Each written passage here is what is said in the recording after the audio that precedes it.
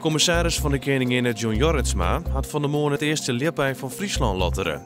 Duidelijk was dat het gaat om een varsk aaiken. Het aai wat nu een voen terugmelden van der Meer van Sumar. De Fiener kregen van commissaris Jorritsma €15 finersleen, de zilver een lip en een oorkonde.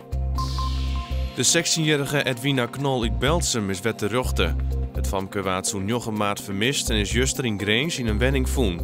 De politie had 2 malje van 21 en 26 jaar aanhouden. Het duo wordt ervan verdacht dat ze Edwina bij haar ouden bijhouden ha.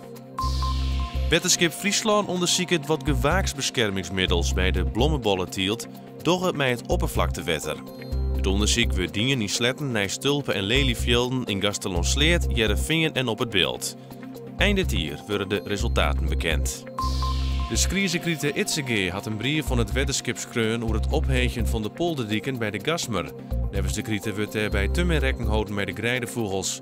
De boetelanden worden wieter maken, wordt toch de groen roeger wordt en dat pakt min uit voor de vogels. Joen en vannacht stiert er nog heel dit een krachtige noordeeste wind en het vriest 2 tot 4 graden. Mono deze zinnen, de temperatuur leidt om de 3 graden heen, maar toch de hudde wind viel het kouder aan.